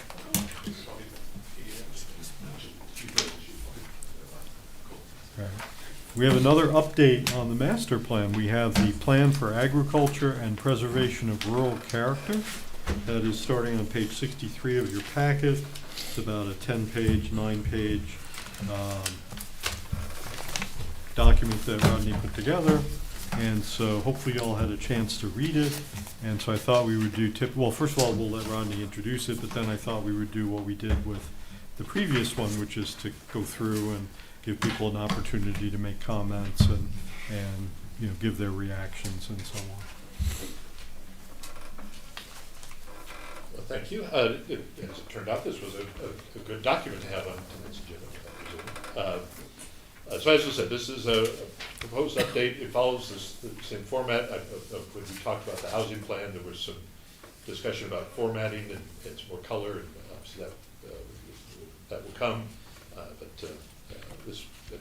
For this one, it's following the same format as the housing plan. The last page, and the last page was included for your reference. We put the framework together for what did we want to, what did you want, what were your priorities for the master plan? These were the pieces that applied really to this section, and so I just want to make sure you had those as you take a look at it. It follows a similar format to the housing plan. Setting a purpose and the goal, or purpose and goals at the beginning, and then just going through various policy elements, policy priorities. In this case, I think the center point of the agricultural section of the master plan, both the current one and this, is this proposed growth boundary map that's on page 3 of the section, page 65 of the packet. It does a couple things. First of all, you see the city of Mount Pleasant, and then you see around the city of Mount Pleasant, in the gray shaded areas, the areas that are intended to be urban in character. These are areas that would intend to be served by municipal water, municipal sewer, sanitary sewer. They're intended to be more intensive development, more intensive land use, multiple family, small lot, single family, residential, commercial, industrial, all those things. And then you see out, essentially outside, you see the blue there. The blue is not labeled in this map. The blue is in the 2018 plan was identified as recreation land. So incorporate them in the areas intended to stay rural, but different category. You have the two classifications there. The dark green, which is the rural buffer, and then the lighter green, which is the rural preservation. Talk about a little bit about rural preservation. That's the area that is intended to remain rural, essentially not expected to ever be developed. The rural buffer area are areas that may at some point in the future, beyond the scope of the current master plan, may evolve into something more. That doesn't mean it will, but these are areas that if development pressure is happening, if there's a need for additional land to support certain kinds of development, that the rural buffer area would be the first area to be looked at for that. That's essentially what the rural buffer designation is saying. But even that, it's not the scope of the current plan. It's not something that happened now, but it may happen in the future. On this map, you'll see on the right-hand side 2 areas that we propose to add to the area of development area. And these are consistent with things we've already talked about. The first one is the airport area. The current plan is noted as rural buffer, I believe. The airport is development. I know if you go by, you see a whole lot of open space, but it's not a preservation land use. It's intended to remain and to grow as an airport. Airport not just this past year received a new designation from the state of Michigan. Is now designated as the Mount Pleasant Regional Airport. Kind of moved up a category, and that's related to activity, types of frequency of transit flights, transit there, and the types of planes that are maintained on the site. So we want to include that really in an area that's intended to be for these more intensive activities. The other area, it doesn't mean we want to get rid of the airport. We just want to acknowledge that it exists and that it's going to remain as what's called a more urban activity area. The other one is the area along 127. The larger area there intended for future industrial. We talked about this earlier on as an area that really should be, if we're going to have expanded industrial, this would be the place to do it along the 127 Expressway. And so we'll just acknowledge that, most of that area right now is labeled as rural preservation, actually. So long term, that is from proposal for that. With that in mind, I'm happy to answer any questions or obviously discuss any of the elements that you see here. We tried, as we were putting this together, to reflect what was in that framework that we assembled. It also reflects a good bit from what's in the current plan that was carried over with things very appropriate policies we want to continue. So I'm happy to answer any questions you have. And obviously, if you have any changes or adjustments, we want to make sure that this is ultimately your document. Okay, very good, thank you. I thought in general it worked well last time to kind of take it page by page and section by section.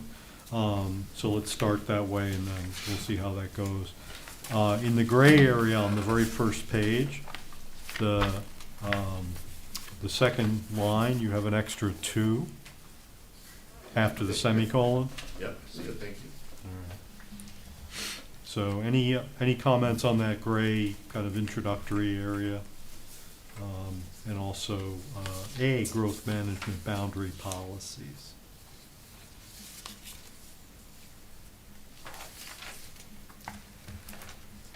So basically page 1 and page 2 of the document. That was the only correction I found on either page.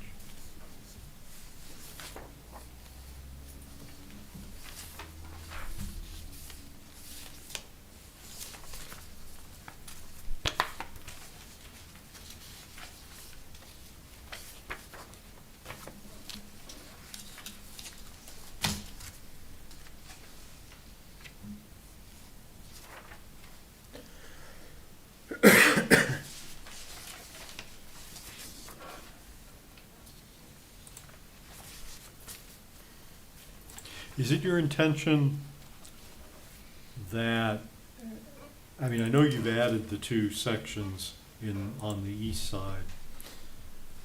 Is it your intention that we would take a fairly detailed look at the entire growth boundary at some point and decide whether to make any changes or not?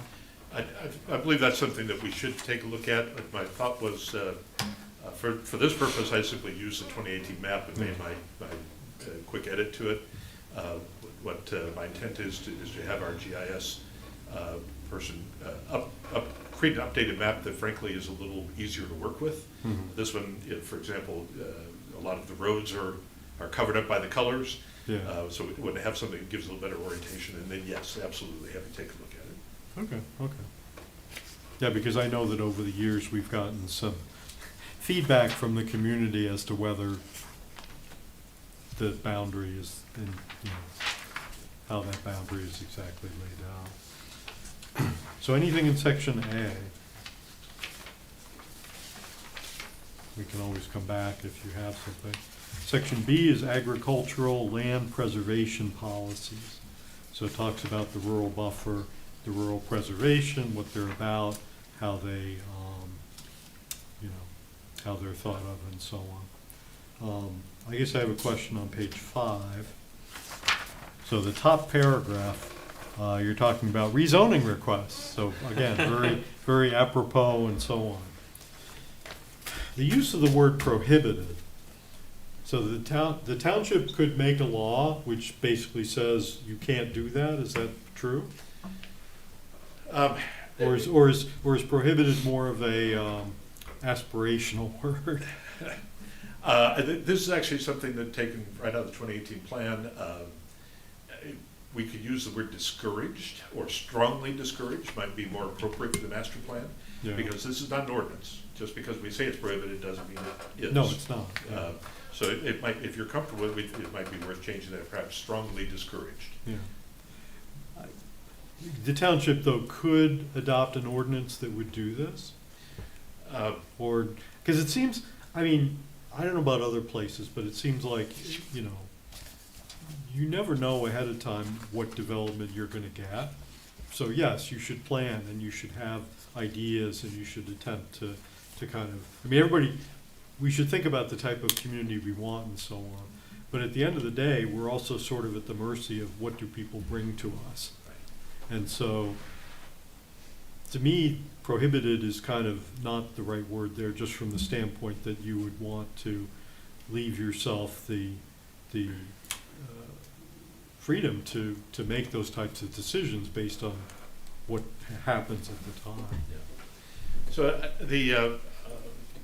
first of all, let's talk about it as a master plan policy, because policy, you're saying that it should be prohibited, and it could be, it does say should be prohibited.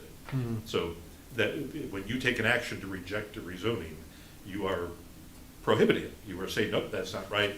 Our policy says that should be prohibited. So it is an accurate policy statement in that sense, because of the should. That's really the operative element. You're not saying shall, you're saying should. You ask about, could we put this in an ordinance? Could we update section 14.5, those factors for consideration, have one of them be, hey, don't ever do this. It is, no matter what, that you can't rezone it this way. And the answer is no, not really. Even if you put it in there, frankly, the legislative authority of the Board of Trustees, they could simply approve it and adopt the rezoning anyway, because they have that ability. You have the ability to make recommendations that go against your own master plan and really against your own ordinance. In this case, they're asking you to in a way because the ordinance has a provision in that purpose statement for the R2A district. That's a purpose statement, but it's in the ordinance. It's regulatory. It says that R2A it should only be for areas that have municipal water and municipal sewer. So what happened in 2018, because that same statement was in the ordinance in 2018, the 1991 ordinance. In 2018, you as Plan Commission, the collective you, made a recommendation against that, and ultimately it was adopted.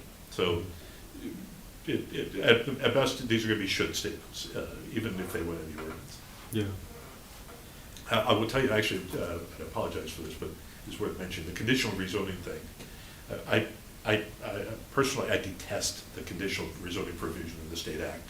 It was put in the state act to fix illegal activity that's going on in Meridian Township down near Lansing. That's the whole reason it's there. One community behaving badly, and doing a bunch of stuff that was blatantly illegal, and so they passed a law to make it legal, essentially.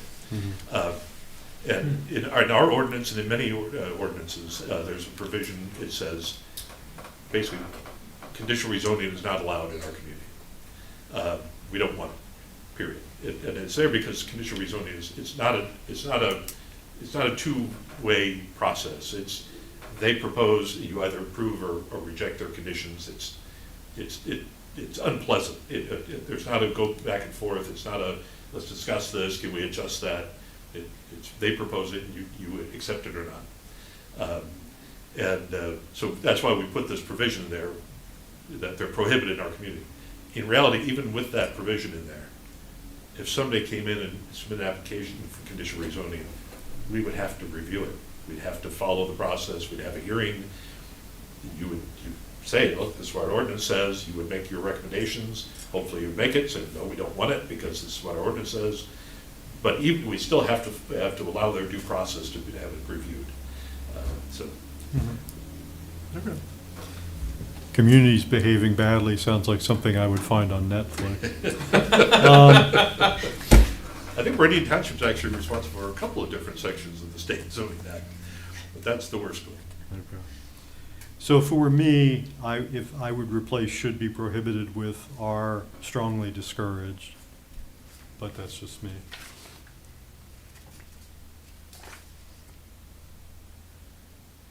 The policy says they're prohibited, right? Like, to get clarity on that again, yeah, it's like ultimately it's gonna come before us and stuff like that, you're right, but And it's a should. it's a should. I appreciate more clarity and direction when it comes to the zoning stuff, because again, we have people coming before us that are gonna be advocating for themselves. I wanna make a change, I wanna make a change, I wanna make a change, and I think as, maybe as human beings, it comes to us to maybe want to see the person's side and relate with them and go along with their asking, but that comes, again, in a lot of cases, and kind of what we saw tonight, against what our own ordinances are. So. Yeah. I just don't like, I don't actually like the lack of flexibility. Well, Just in the sense of, again, who knows what the next one is gonna look like, so. but we kind of do get that flexibility, because again, even in this, if it's prohibited in ordinance, it's still gonna come before us, and we're still gonna have to review it and correct it. The key with the policy, yes, answer your question. The key with the policy language is you do want to have, this is really a foundation under your zoning ordinance, and ultimately it's a foundation under your decisions, as you've seen with this rezoning request. You have the flexibility to recommend against your own master plan. If you feel that there are reasons that warrant it, you absolutely can, and you can, but by having strong policy language, it also gives you the ability in those cases where you agree, you don't want to have the rezone that, you can go right to that and say, hey, this should be prohibited, here's the reason why. Yeah. And we were clear in the master plan, why are you here? Yeah. Strongly discouraged is still clear, but it is a little softer. Yeah. So it's really up to you. Well, don't we put ourselves at risk every time we make a decision that doesn't abide by this? I mean, anybody can point to that and say, you did this and you did that, so. And you do create some risk. The key with that is always to have the reasons. Here are the reasons why this is actually warranted. And that's why in those findings, in fact, that fifth section really is talking about things like errors or changes in conditions. Something's happened since 2018, when the master plan was adopted, that now warrants this different action. Yeah. Now, ultimately, if you do that, especially if you do it in sort of a pattern, we need to go back and update the master plan. We need to go back and change that. It's just like when we get multiple variances requests, we might need to go back and change the ordinance. There might be a flaw there that needs to be fixed. Okay. Well, anyway, I'm okay with what you've got, but I had highlighted it because it struck me as, but I think the discussion we've had is good. Anything else on section B? Section C is purchase of development rights, PDR policies.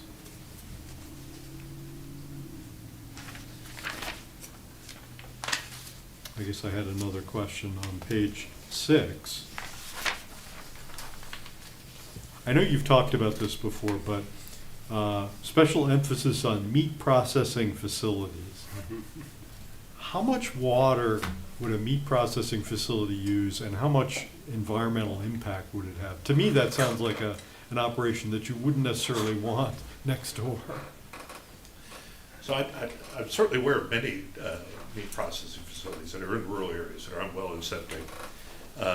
Typically, they have very strict rules they have to follow for the waste, the runoff. It also needs to be collected. It has to be pumped and stored and trucked off site. There's often a I'm starting to say processing, pre-cleaning or whatever. There's certain steps that are taken with that material, even on site before it's removed. But it has to be hauled away by waste haulers. In terms of the amount of water, that all depends on really on the type of operation. But again, I've seen many cases where these are on wells and are not excessive users of water.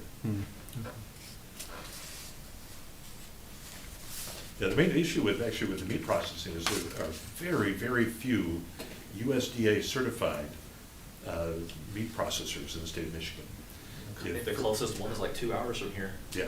It's actually a custom cut place that's up in Rosebush, between us and Rosebush, which is one of the only organic certified Yeah. butchers in the state.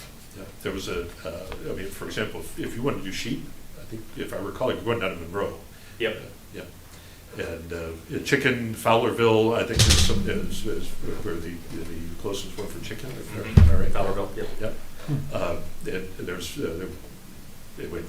We need more. This is sort of like the hotel. If we can get more, we'd really like to have more, because there is real need. If farmers have to truck their animals 2 hours or more, that's a huge cost. It is, and that's why you see a lot of the farmers around here go with like veg, because it's really expensive to try to, if they want to sell to people outside their family, they have to go to one of the USDA places to get their meat processed, or they can't sell it. I'm sure that pinch of transport and getting back leads to more and more local ag just banning it. Yes. So this is something, and unfortunately, forgive me, this is a chicken and egg issue. because of the decisions people make to not have animal husbandry, these facilities don't locate. I mean, we need a market, we need people. And so, anything we can do both to attract those processors, but also to make sure there's a healthy market for them, healthy supply is important. So, All right, just wanted to ask. So that actually took us into section D, policies to support and grow a healthy rural economy. So any questions on any of that or comments? Do we have any leads on a meat processing facility, or identified potential locations within the township that might work? well, it's allowable use in the ag area, district. It's also allowable use in commercial, industrial. So there's lots of places they can do it. Or allowable leads. Actually, I was working in my consulting life. I was working with 2 different people downstate that were trying to do this. One for chickens in particular, and the other for more broadly. Both of those, I think, have found their locations down in Washington, Livingston County. But I do talk to some folks in that neighborhood occasionally. As I said, the hardest thing is having the market, having a supplier. Suppliers. Speaking from personal experience, we want to do sheep, and we like to do meat sheep, but we're trying to figure out how to make that work, because right now the way we have to do it is I can't sell you the meat, but I can sell you the sheep, and then you can have it processed at the place between here and Rosebush. So, and especially sheep are an interesting one, because sheep are an animal that can graze relatively well underneath solar panels. Yep. And they won't eat the wiring, and all that kind of thing. And so, and it's actually one of the challenges with the solar market is because sheep are the main activity that can work, agricultural activity, work under the panels. But there's nobody to process them at the scale that these larger operations would need, except down in the row. There's then that limiting factor on having more solar panels that have active ag under them. So if somebody wants to become a USDA certified processor for sheep, that might be a very good thing. Mm-hmm. Not that I'm looking at you. Or Yeah, no, I know what you mean. Mr. Bradshaw. Yeah. I mean, I love it. We want to do it, but it'll make things a lot easier if we had somebody here that could, cut them up for us. Eventually, I I'll also ask had if another. one can borrow the sheep to come over and replace some of the lawn mowing that I have to do. Actually, yeah, that is something else that you're just like right down the road from us. There you go. Yeah, we could put some, we could do yoga with sheep. You haven't thought about just having a few sheep to fence off some areas to We've- avoid the If you don't have mowing? any fencing, Oh, yeah, we're they're good. not gonna. No, I mean, you'd have to put in fencing. You have to. Sorry, I bumped your. No, you're fine, go ahead. No.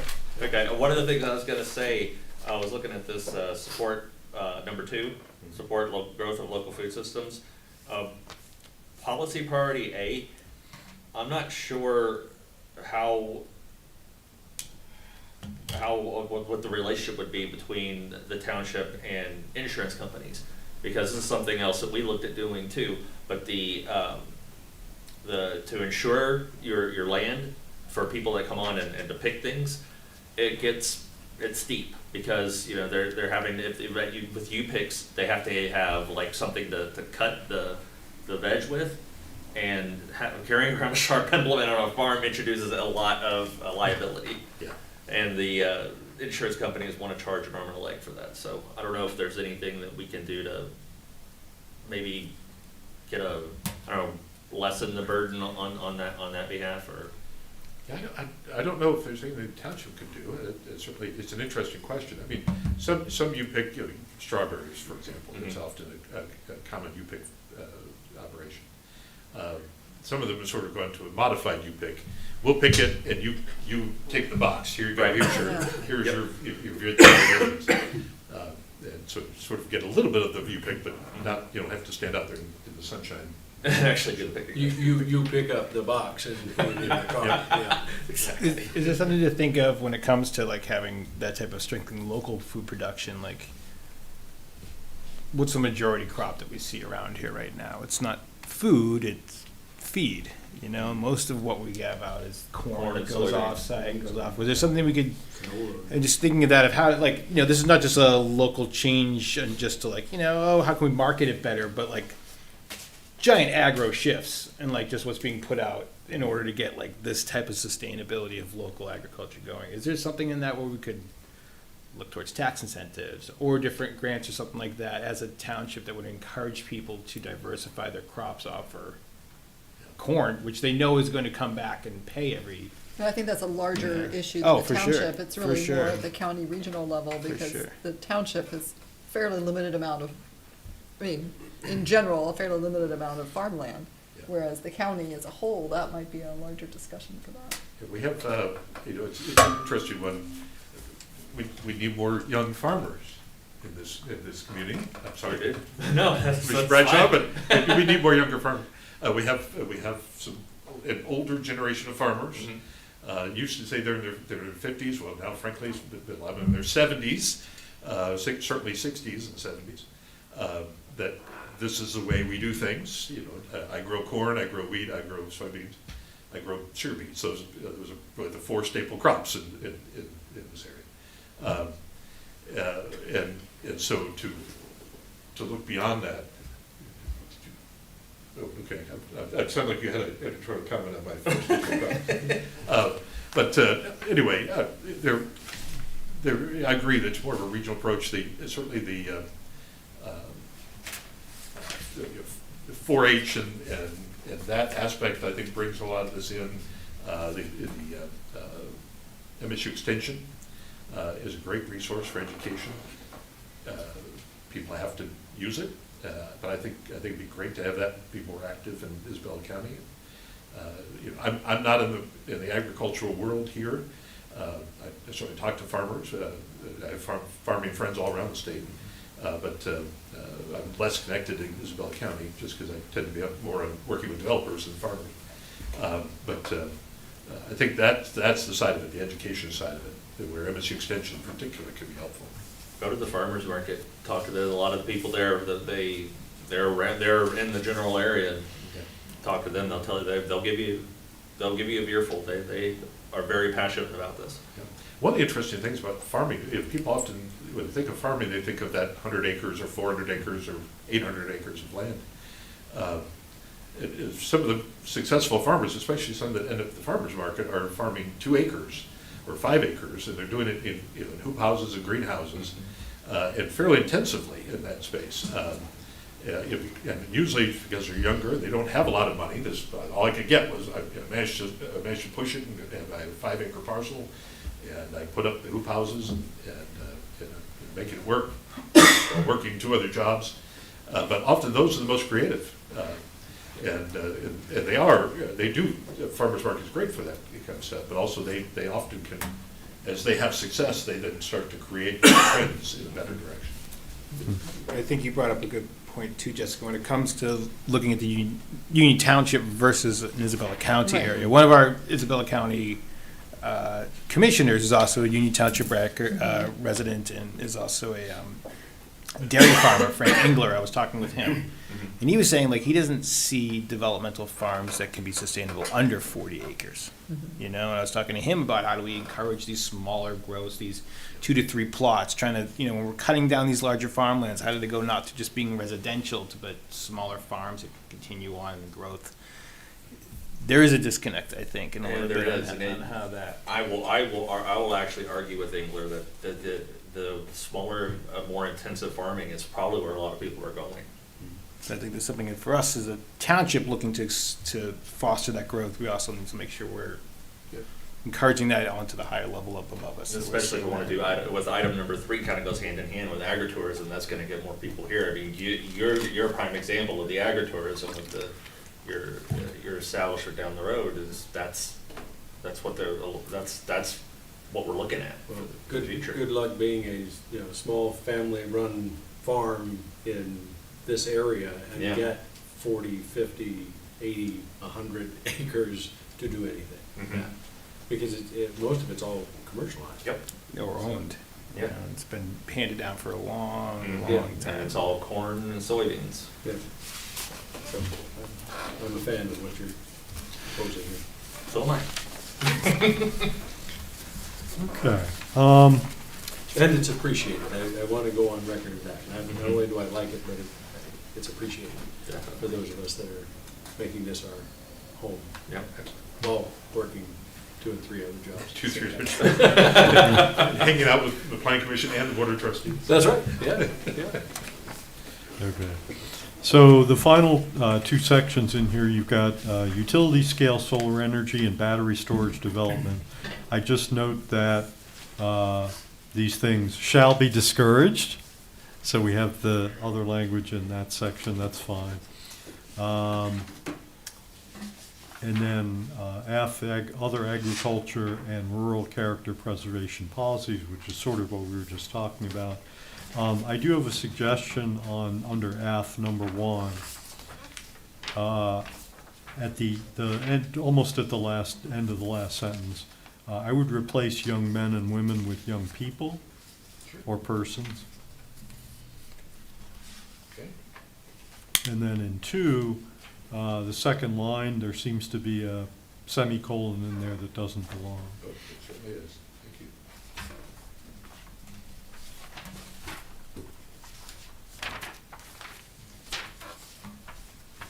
Top of the following page, item 3. This is we have section 513 of the State Zoning Act. Is the Michigan Corn Growers Association provision of the State Act. I was there when they proposed it. I was the only person to speak against it. There were 30 people, mostly corn growers, that spoke in favor of this, and we have to have this. We have to demand that every community allow ethanol production facilities in agricultural areas because our farmers must have it. They're demanding it. Took 5 tries. I can't remember the name of he was a state rep and he became a state senator. He was actually Senate Majority Leader. For some reason, his name is escaping me. But he finally got this thing adopted, 5th try. So it's in our ordinance. It's there. A farmer, if you want to produce out ethanol on your farm, you can do it. And if you do it at a small scale, which is up to, I think it's 100,000 gallons, which I think that is small, you can do it by right. Essentially, you have to get site plan approval. I think we only have one guy to really worry about around here that would do that, right? And he's the only one that's got all the land and has enough corn to do it. Yeah. So anyway, I put this in here because this was my provision in your master plan. You can keep it or not, but it's the craziest thing. But so if you, from what you just said, there's some right to produce ethanol provision in the state zoning act? It is, yep. If that's the case, how do you discourage it? Well, by talking to farmers, and that might be interested in that, and say, look, this is not really the best area for that. If you would do that, that should really be done over there, industrial area. That's all you can really do. It's not something that we as a township can do, other than to put it here, and anybody that's interested, point to this, and say, this is how we feel about it. If you want to do that, do it someplace else. Ultimately, as is the case with a number of things in the State Zoning Act, a carve-out has been made to allow these things, or require us to allow these things. Yeah. So all we can do is discourage. I mean, we're getting a little past 9 o'clock here, so I don't want to prolong it too much, but, I guess at the end, you say noise, odor, and other adverse impacts. What is the main issues would be what? It's corn, we have enough corn, the intensity of it, what else? Well, primarily it's an industrial activity that the state act allows in agricultural areas that are not intended to be industrial. What will happen, because these on a small scale, they take a couple acres to set this up. At a larger scale, they take about 10 to 12 acres or so. That's the units up to 500,000 gallons a year. But it does look like an industrial facility. And so you have, all of a sudden you have changing the character of your community, and you do have all these potential impacts.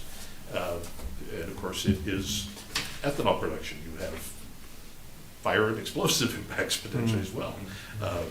All things that were never intended to be in the ag area, and are not. The ag area is an area that in many communities, not us, but many communities, is not well supported by fire and emergency response. A volunteer fire department. How do they deal with this kind of thing? No, we're not in that situation, but others are. Okay. But reality, these should not be in an ag area. They're an industrial activity. They ought to be in an industrial district. Any other comments on his draft? I thought it was very good. Quick note on utility scale solar energy and battery development. This is towards any development that would be coming in from like a private utility. We would discourage that in anything in the industrial. Generation use, it's not coming back. And for us, we don't have a lot of land. Elsewhere in the county, absolutely. Isabella Township and other communities that want it, go for it. But for us, the idea of this plan, the 2018 plan, was really, we want to actually preserve the agricultural land for agricultural use that we have. So, as this was drafted, that's going in that direction. It talks about the plan for energy. Obviously, we haven't seen it, but the idea would be is we'd flesh that out even more there. Because frankly, we have no issue with private solar. We give individual homes, individual farmers that want to have a solar array to help us support their operations. That's a different creature than this utility scale thing, which actually changes the land use simply because of the size. It used to be the utility scale solar was 20 acres or 40 acres. Now it's 1,200 or 2,000 acres, and it just changes the land use. It's no longer rural. It's no longer agricultural. It's something else. Okay, any other comments? Okay, well, thank you very much, everybody. So we'll quickly complete the agenda here. We have extended public comment. If there's anybody who would like to address the planning commission on any item, whether it's on tonight's agenda or not, you are invited to do so at this time. If you're in the room, come to the microphone, give us your name and address for the minutes. If you're online, make your presence known and we'll allow you to speak. Extended public comment is open at 9:08. And seeing none, we'll go ahead and close that back up for another month. And final board comment, any comments from board members? I want to appreciate the planning committee applicant we see in the audience over there today that I know Tom do with, but I think that shows a lot willing to sit through what a heavy slog of a meeting this was today to come out. And appreciate that. Say that again? An applicant for the planning commission is Oh, he's an currently with it. applicant. Yeah, he's an applicant. I was wondering who that guy was that was between Rodney and Peter this whole time. That, yeah. Okay. very His good. name's Robert. Yes. Okay, cool. Anything else? All right, so we've completed our agenda, and hopefully we haven't totally alienated our applicant, and we'll go ahead and adjourn until March.